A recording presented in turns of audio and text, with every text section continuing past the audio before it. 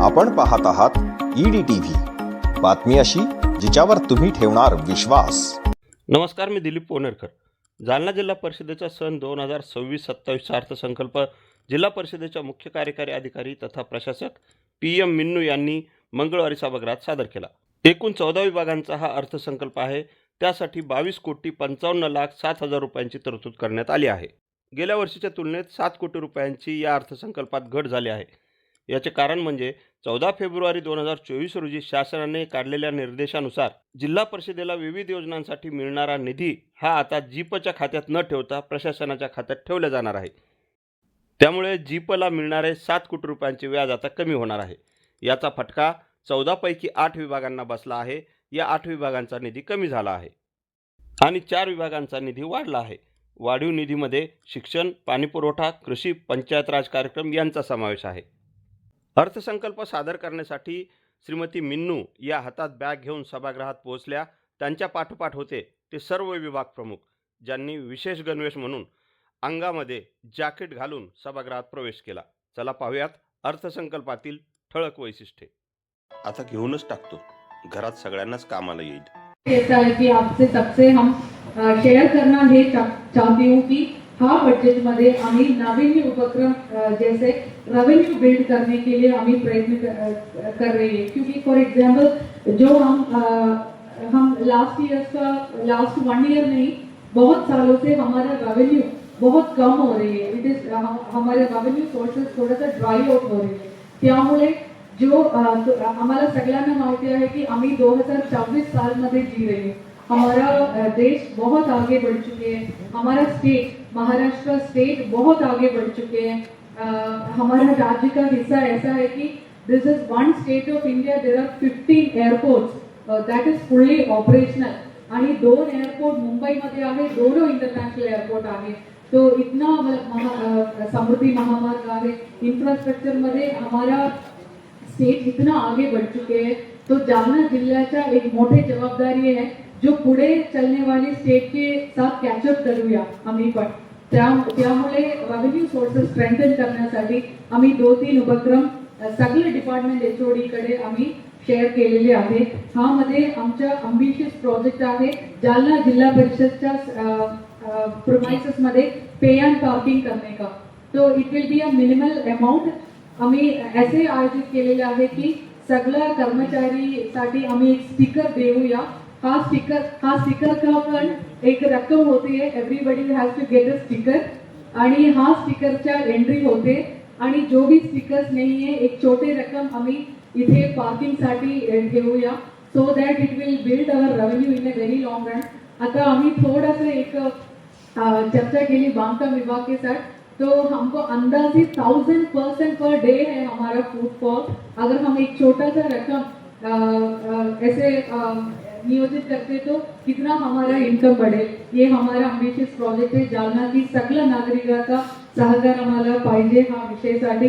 पूर्ण हमारा जिल्हा परिषदच्या बिल्डिंग आणि पंचायत समिति बिल्डिंग, ग्राम पंचायत बिल्डिंग सोलराइजेशन करने का बहुत बड़े एक अम्बिशियस प्रोजेक्ट है हमारा। हा विषय मध्ये हमारा इलेक्ट्रिसिटी बिल का खर्चा खूप कमी होईल, हा आम्हाला एक विजन आहे। आणि तिसरा जिल्हा परिषद, this is my favourite project of this year. Jalna जिल्हा परिषदच्या मार्फत आमच्या एक लँड बँक आहे। जालना जिल्ह्यामध्ये बहुत सारे ठिकाणीमध्ये शहरी भागात आणि ग्रामीण भागात हमारा खूप सारे लँड विदाउट यूटिलाइजेशन ऐसे खड़े हैं। तो हा लँड बँकचा यूटिलाइजेशन करण्यासाठी आम्ही एक शॉपिंग कॉम्प्लेक्स और मल्टी मॉडल कॉम्प्लेक्स आम्ही प्लॅनिंग कर रही है। हा कॉम्प्लेक्स हम BOT मॉडेल मध्ये करण्यासाठी आम्ही आयोजित केलेले आहे। Build operate transfer, we will give the land on a lease basis to a private person. वो build operate transfer economic model मध्ये हमको जिला परिषद को रकम दे देंगे, सो दैट हमारा लैंड का भी यूटिलाइजेशन होगी।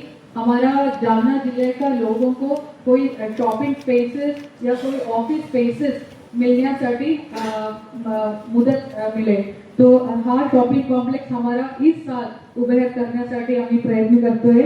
आणि हेल्थ डिपार्टमेंटच्या तुम्हाला सगळ्यांना माहिती आहे की हेल्थ डिपार्टमेंट का PHCs आहे, प्राइमरी हेल्थ सेंटर्स आहे मोठे मोठे ग्रामपंचायत लेवल मध्ये। हमारा 44 PHCs आहे जालना जिल्ह्यामध्ये.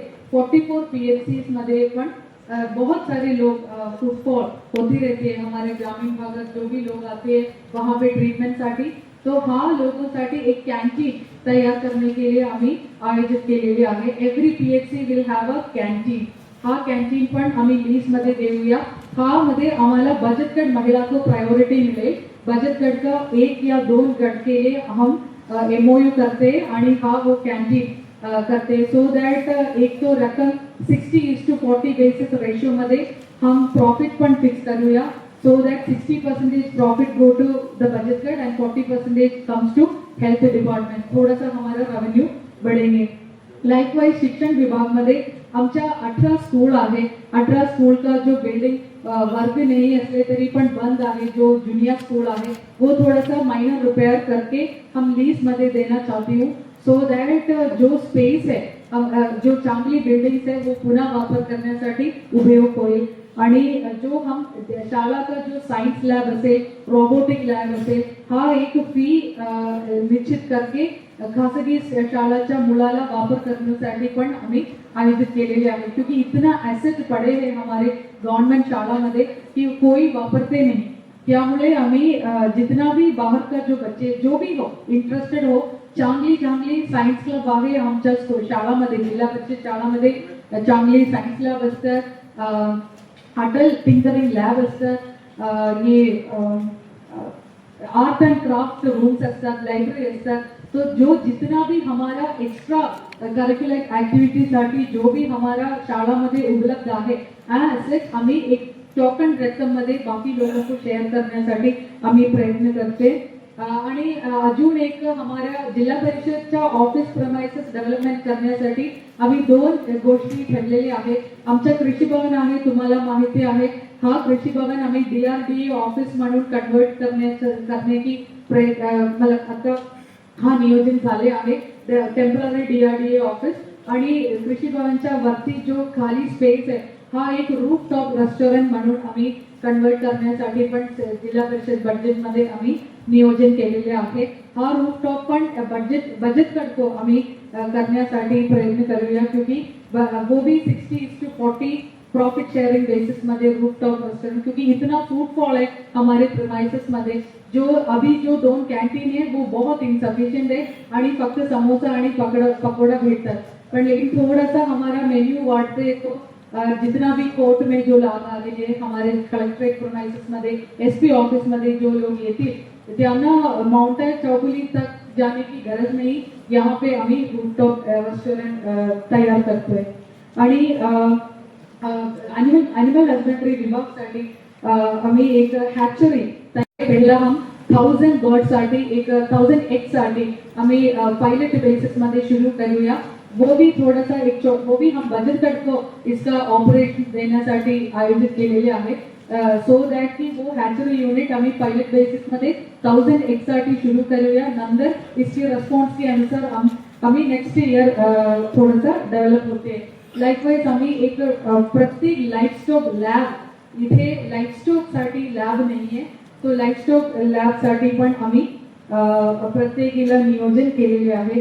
तुम्ही लोकांना उत्सुक केलं पाहिजे, बाकीच्या लोकांना तुम्ही दाखवली पाहिजे आपला जिल्हा कसा आहे. तुम्ही त्याच्यासाठी पैसे लावताय.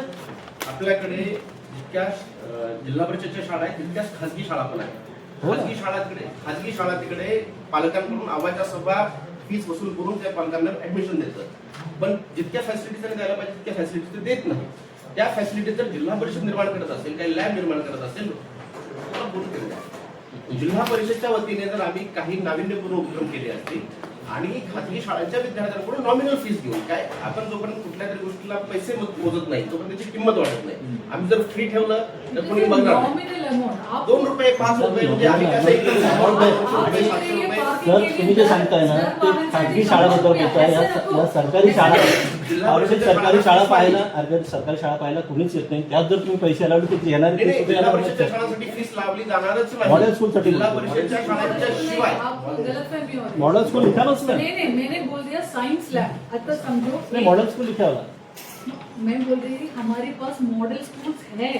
मातृका तरीका का जो शाळा असतात, हा शाळामध्ये हमारा अटल टिंकरिंग लॅब है, साइंस लॅब है, खूप छान लाइब्रेरीज आहे. तो इतर कोई हमारा इतना कम्प्लेक्स आ रही है हमारे पास खासगी शाला से, क्योंकि वहाँ पे इतना फीस लेके कोई मतलब सर्विसेज देते नहीं.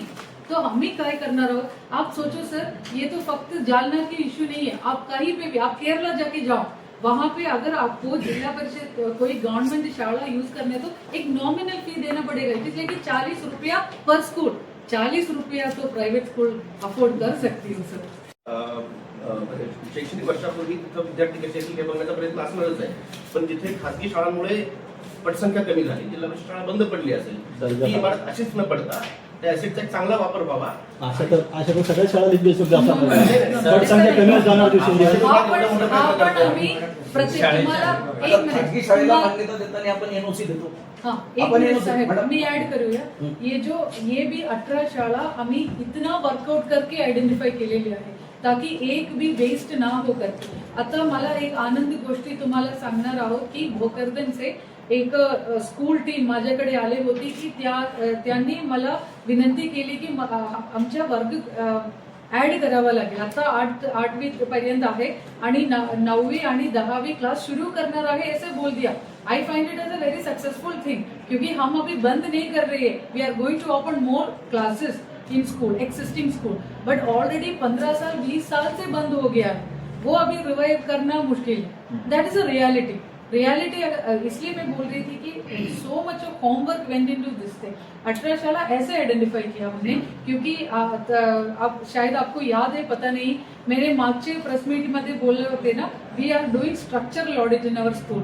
हमारा जितना भी शाळा असेल, आई थिंक 4,300 पैकी शाळा है हमारा. जितना भी शाला का हमने स्ट्रक्चरल ऑडिट किया, इलेक्ट्रिकल ऑडिट किया, सेफ्टी ऑडिट किया, इसके बाद हमने डिसाइड किया था ये जो. खूप सारे ऑफिसेस आहेत, कोर्ट आहे, कलेक्टर ऑफिस आहे, एसपी ऑफिस आहे, आणि जिल्हा परिषदमध्ये पार्किंगसाठी एक अलॉटेड स्पेस असताना बाहेरचे म्हणजे ठीक आहे, इथे जिल्हा परिषदचे पदाधिकारी येतील, त्यांना कुठे आपण त्याच्याकडून पार्क करणार नाही, जे पैसे वसूल करून करणार नाही, किंवा सरपंच असतील किंवा कोणी त्यांच्याकडून नाही. पण बाकीच्या ऑफिसेसमध्ये जी मंडळी येते आणि इथं गाड्या लावते आणि इथून मग त्यांचे कामं करण्यासाठी बाकीची गाडी जाते. म्हणजे आता कोर्टाने पण त्यांचं पार्किंग केलेलं आहे. कोर्टाला पेन पार्क आहे म्हणून तिथली मंडळी कोर्टात गाडी न लावता जिल्हा परिषदच्या प्रेमासमध्ये आणतात, इथे गाडी लावतात आणि इथून मग तिकडे सगळ्या गोष्टी करतात. म्हणजे मला बोलू द्या. दुसरी गोष्ट, जिल्हा परिषदेला उत्पन्न वाढवण्यासाठी काही प्रयत्न करणं गरजेचं आहे. बीओटी महाराष्ट्राच्या पातळीवर वेगवेगळ्या ठिकाणी झालेलं आहे.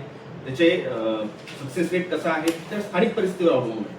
पण जिल्हा परिषदच्या अनेक म्हणजे विना वापर, त्याला प्रोटेक्शन न केल्यामुळे सुद्धा इतरांच्या ताब्यात गेलेले आहेत. त्याच्या खूप साऱ्या कोर्ट केसेस सुरू झालेले आहेत. त्याला कुठेतरी प्रतिबंध घातला पाहिजे. जिल्हा परिषदेचे उत्पन्न वाढवण्यासाठी जिल्ह्यामधील बंद असलेल्या जिपच्या 18 शाळा लीजवर देण्याचे ठरले आहे. त्यामुळे भविष्यात या 18 शाळांची मैदाने आणि इमारती या लोकप्रतिनिधी किंवा बिल्डरच्या घशात गेल्याशिवाय राहणार नाहीत. Dilip Ponerkar, EDTV news, Jalna.